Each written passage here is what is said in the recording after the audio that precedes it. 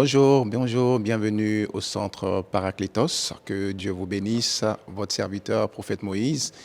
Nous croyons que la connaissance est la puissance et la puissance est la connaissance. Nous voulons simplement vous inviter à vous abonner à notre chaîne afin de recevoir davantage d'enseignements qui vont vous permettre de grandir et d'édifier votre foi et de perfectionner votre marche avec le Seigneur. N'oubliez pas de vous souscrire, de partager nos vidéos.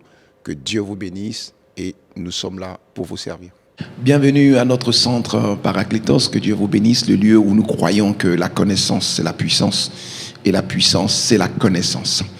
Je suis encore votre serviteur, prophète Moïse, heureux d'être avec vous.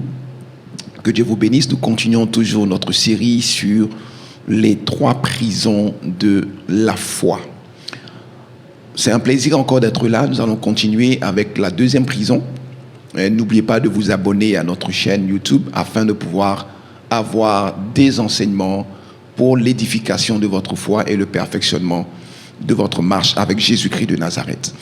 Nous continuons toujours l'enseignement sur la foi. Dans la première partie, nous avions parlé de la foi de Jean-Baptiste qui avait été emprisonné simplement parce que la frustration, la perception qu'il avait de Dieu, dans la façon dont il voulait être délivré, a fait que Jean-Baptiste a été décapité. Il est mort dans sa prison. Malgré qu'il avait toute l'onction, malgré qu'il avait toute la puissance et l'autorité divine, malgré qu'il avait été appelé, il est mort dans sa prison. Et le but de Dieu, c'est que tu ne meurs pas dans ta prison, mais que tu puisses sortir de ta prison. Nous allons voir aujourd'hui encore là une 2e prison. Et ensemble, je vais vous encourager. Ensemble, nous allons aller lire dans les Écritures le livre de Actes des Apôtres, chapitre 16. Actes des Apôtres, chapitre 16. Nous allons aller ensemble lire à partir du verset 22. Donc, dans Actes des Apôtres, il est question ici de Paul et de Silas qui ont été dans une mission.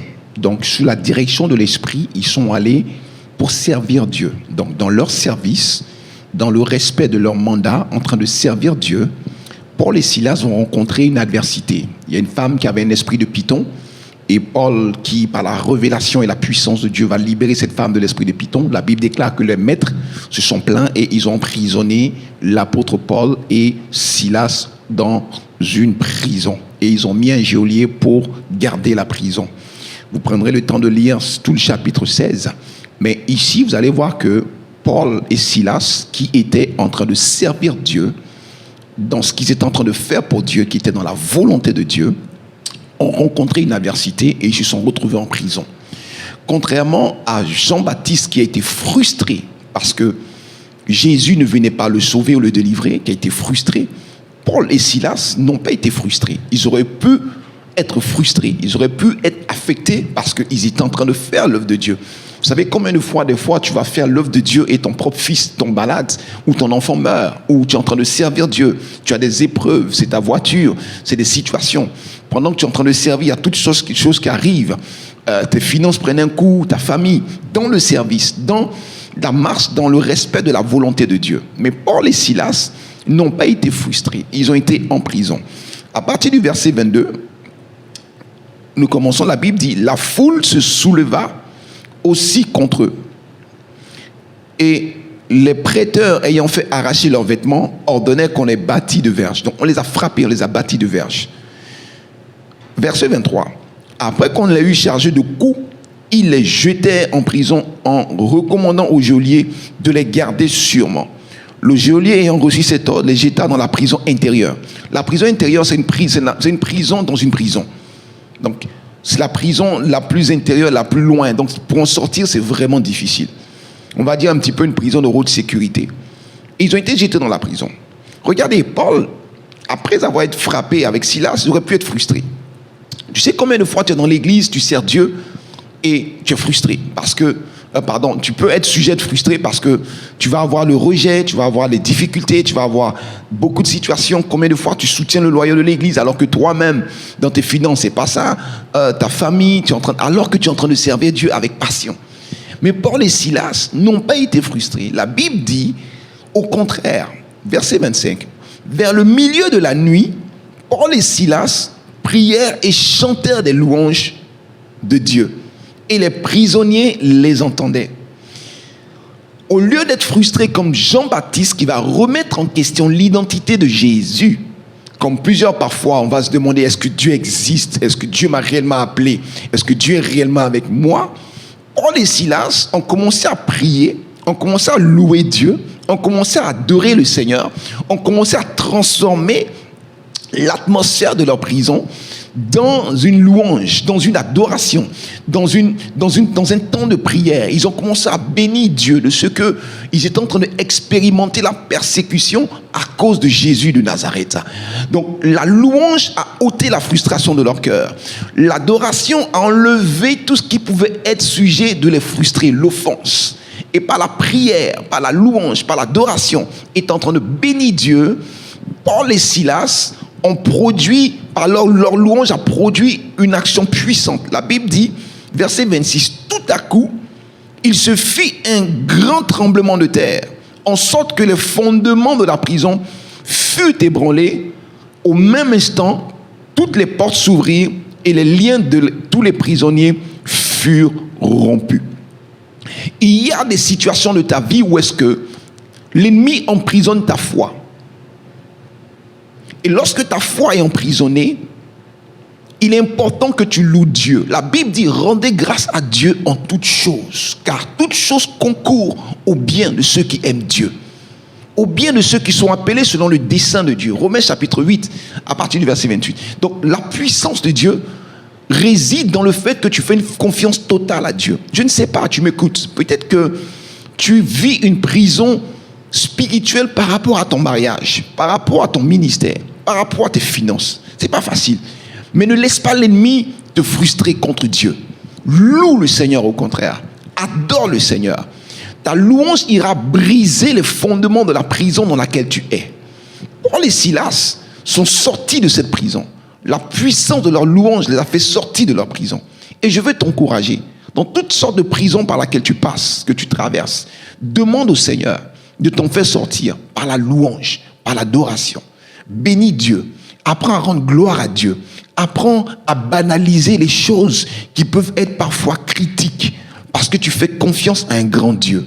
Tu fais confiance à un Dieu puissant. Tu fais confiance à un Dieu qui ne pourra pas t'abandonner.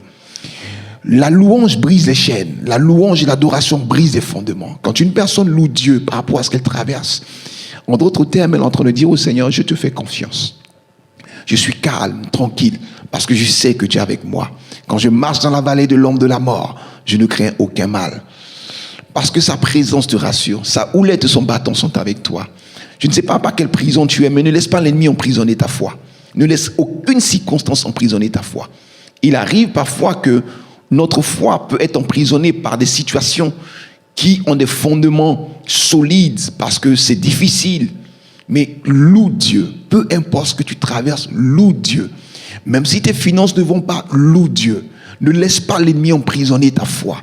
Parce que le jour que ta foi est emprisonnée, tu risques d'être décapité comme Jean-Baptiste. Et ce n'est pas la volonté de Dieu. Paul et Silas étaient dans la même condition que Jean-Baptiste. Mais ils ont loué Dieu durant la nuit. C'est le temps pour toi de lever ton niveau de consécration. C'est le temps pour toi de louer Dieu, de jeûner, de prier, de chercher la face de Dieu, de lui faire encore faire plus confiance. Pourquoi? Vous savez, la Bible dit que celui qui manque de foi ne s'imagine pas recevoir quoi que ce soit de Dieu. L'ennemi ne peut certainement pas te détruire, mais si l'ennemi emprisonne ta foi, alors il est certain que tu ne recevras rien de Dieu. Ce fut le cas de Jean-Baptiste. Mais Paul et Silas avaient compris que toute chose concourt au bien de ceux qui aiment Dieu. Et qu'on peut m'emprisonner physiquement.